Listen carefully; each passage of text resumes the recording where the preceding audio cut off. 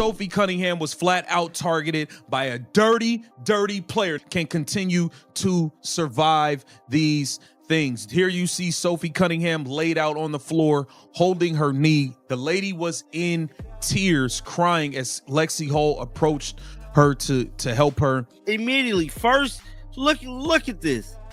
Instantly into the game. Instantly. Immediately. They had a target to hurt Sophie. She was targeted by this team. The WNBA isn't just shaken, it's imploding. What should have been a celebration of women's basketball has turned into a circus of pain and outrage. A star player's season-ending injury wasn't just bad luck, it exposed the league's reckless handling of athletes. Families are furious, fans are disgusted, and the league looks like it's running damage control instead of running a sport. This isn't a season. It's a disaster unraveling in real time. For Bria Hartley because she's a dirty-ass player. This isn't just about a single player collapsing. It's about an entire franchise being dragged through the gutter. The Indiana Fever aren't just struggling, they're living out the kind of nightmare you wouldn't wish on your worst rival. Their season doesn't feel like basketball. It feels like punishment. Fans don't walk away entertained. They walk away traumatized, wondering why this team is still being paraded out night after night to publicly unravel. Hartley right here like coming she tries in. To slide over right there. And Hartley just kind of falls And in she collision crushes with that lower in leg. You see her immediately grab on the it. knee of Sophie right here. She went down. Just sums up everything. Like, we weren't going to win this game if Sophie Cunningham was healthy. This isn't like, oh, we lost because of a Sophie Cunningham injury. We were down 17 points when she got injured. This happens. The Indiana Fever aren't just losing. They're perfecting the art of public humiliation. Every week is a fresh low, like they're competing against themselves to see how much worse it can get. And the WNBA, nowhere to be found. The league looks like an absentee landlord letting the whole building rot while tenants scream from the windows. Sophie's injury isn't the start of a nightmare. It's just the latest chapter in a season that was doomed from day one. What's left now is less a team, more a slow-motion collapse that nobody in power seems willing to stop. Look like Stephanie White is extremely emotional after this hard-fought game. Sophie Cunningham family is extremely pissed off. Even the most forgiving fans are out of excuses. This is a season straight out of hell, and the Indiana Fever are dragging everyone down with them. Forget tough losses or growing pains. These are full-on implosions that make professional basketball look like a bad parody. Night after night, it's the same story. A team with no direction, no backbone, and no pulse. What's on display isn't competition, it's chaos disguised as a season, and the only consistent thing about the Fever is their ability to collapse when it matters most. It's emotional, guys. Just, I'm hella mad. Hartley need to be suspended on a major level completely. Probably at this point, she's more dirtier than Dejanay Carrington. Watching the Indiana Fever isn't basketball anymore. It's disaster surveillance. Every possession feels like a countdown to the next collapse. And just when their season couldn't sink any lower, Sophie Cunningham's injury dragged them straight through the floor. This wasn't bad luck. This was the kind of catastrophe that exposes just how broken a team really is. The Fever aren't cursed by some mythical basketball gods. They're cursed by their own incompetence, their own fragility, their own refusal to function like a professional franchise. This wasn't one bad play or one ugly night. It was the moment that confirmed the Fever have officially hit rock bottom. And the haunting part? There's no guarantee they've stopped falling. Wanted to hurt Sophie. They made it their business to hurt Sophie. And that's exactly what they did, was hurt Sophie. And I'm hella mad. But the moment that detonated this nightmare was Sophie Cunningham's knee, snapping the Fever's season in half right in front of everyone. Broad daylight, a collision with Bria Hartley, and Sophie went down screaming, clutching her leg like her career was being ripped away in real time. This wasn't a tweak, it wasn't a setback, it was a full-blown collapse that left fans stunned and sick to their stomachs. And the outrage came fast. Social media lit up, not just with heartbreak, but with fury. Fans are demanding answers, calling out a league that seems more interested in brushing off injuries than actually protecting their athletes. What unfolded on that court wasn't just an accident. It was a flashing neon sign of everything the WNBA is failing to do for its players. Sophie's sister Lindsay and her mom Paula.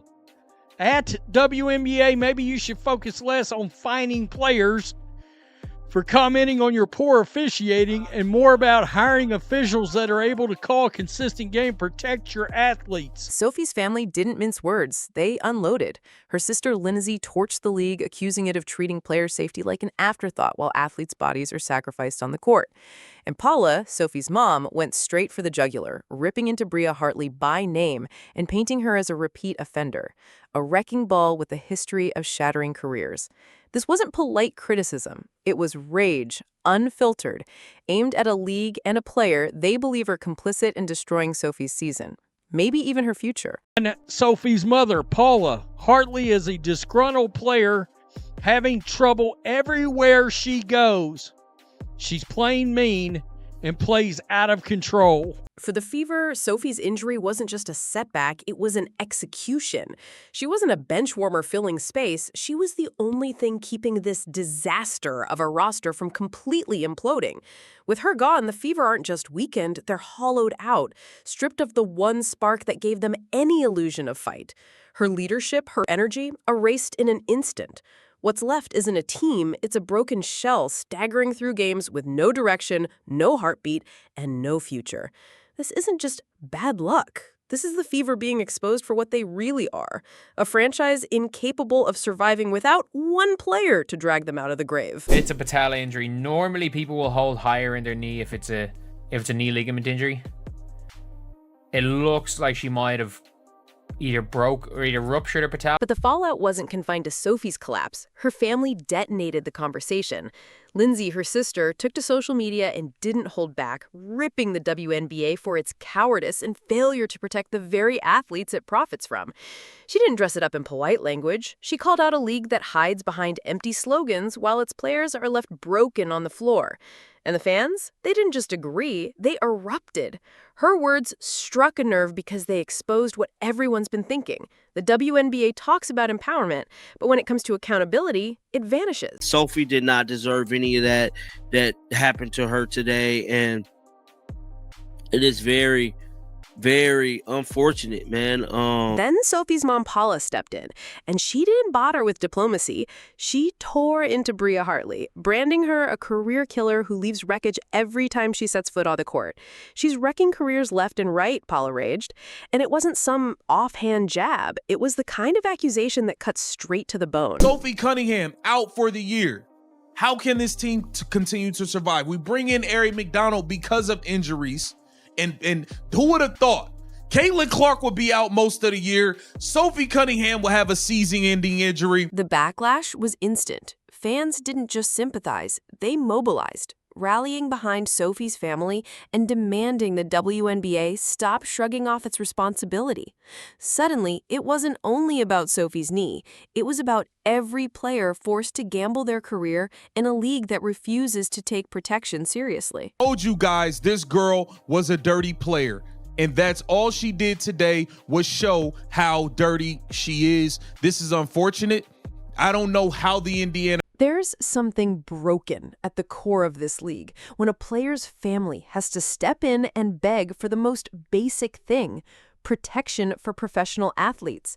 And at the center of the storm is Bria Hartley, the obvious villain in a league that pretends it doesn't have villains. If there were a trophy for ending careers, Hartley would already have a shelf full of them. This isn't a fluke. This isn't an accident. This is a pattern. Reckless collisions, shattered knees, and the trail of damage she leaves behind. She is a dirty, dirty player. She pulled Angel Reese out of air by her ponytail. Angel Reese is ready to fight.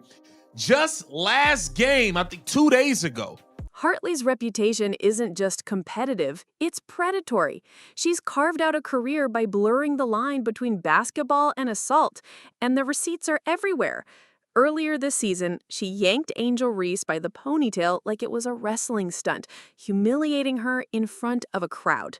Days before Sophie's injury, she dragged Becca Allen to the hardwood by the head, leaving fans stunned at the sheer recklessness. I don't know if it's her knee. I don't know if it's her Achilles, the way she was kind of dragging her foot. I don't know. But Bria Hartley has had dirty plays all season. You got to know who we're talking about. At this point, fans aren't whispering, they're shouting. Bria Hartley isn't just reckless, she's being accused of deliberately hunting players on the court. And after Sophie Cunningham's collapse, it's getting harder and harder to argue otherwise.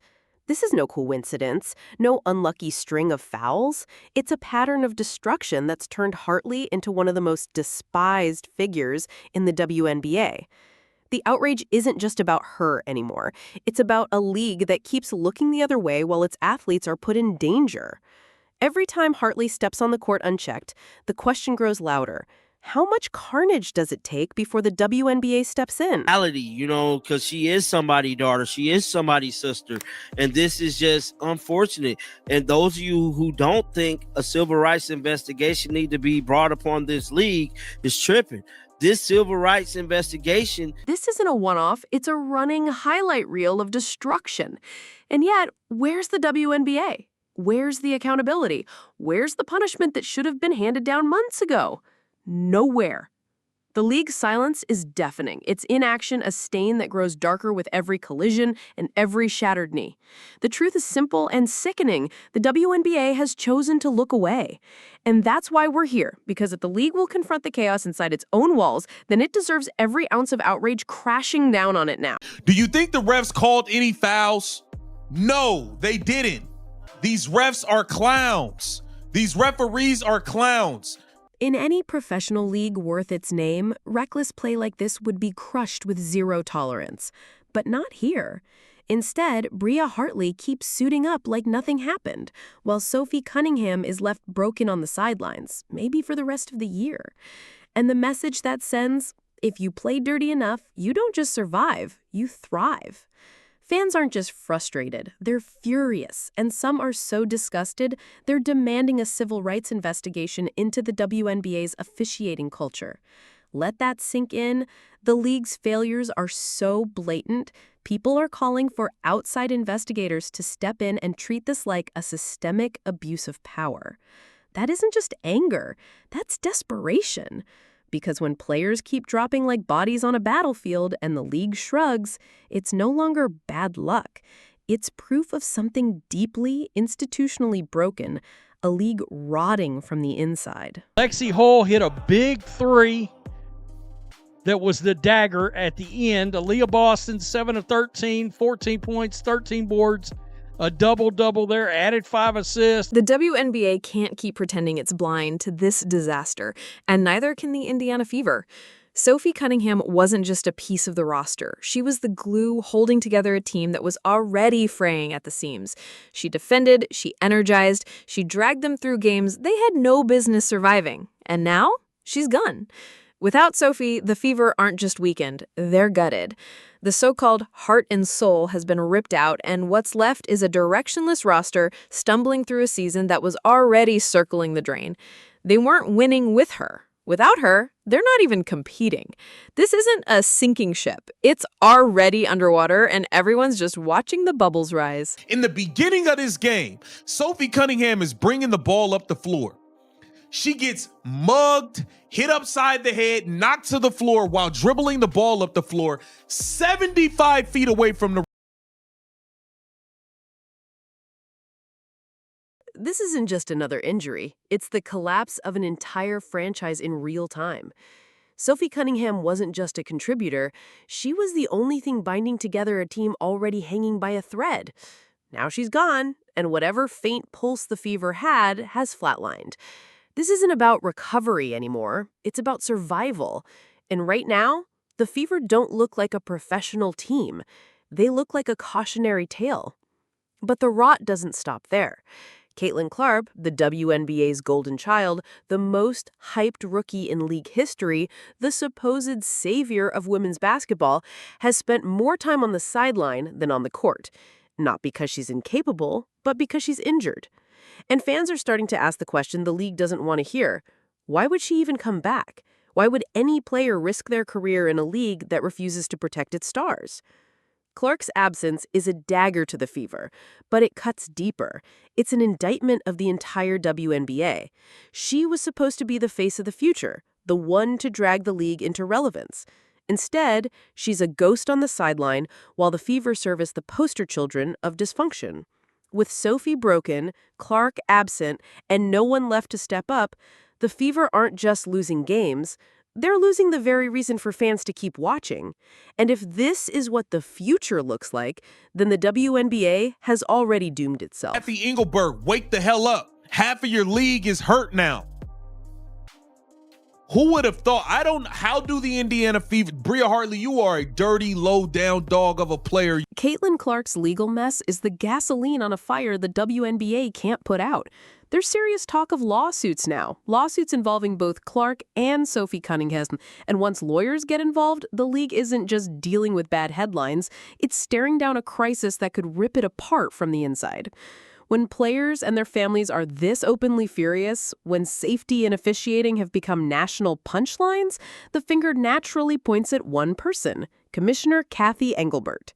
And fans aren't pulling punches. They're accusing her of letting women's basketball morph into a freak show, a mashup of rugby and UFC dressed up in sneakers.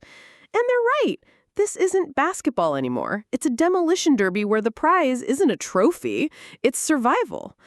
The league's stars are falling like dominoes, its reputation is bleeding out, and its leadership looks paralyzed. Legal action isn't a wake-up call, it's a death sentence waiting to be signed. Because if the WNBA's future is built on shattered knees, broken trust, and endless outrage, then maybe there isn't a future at all. Wonder why there's so many goddamn injuries all over the league, because you are allowing people to play rugby and football and do UFC moves in the middle of a basketball game. At this point, the WNBA isn't struggling. It's teetering on collapse. Sophie Cunningham's injury, Caitlin Clark's vanishing act, and the black hole of dysfunction that is the Indiana Fever have gutted what little credibility the league had left. This isn't about the Fever bouncing back. That dream is dead.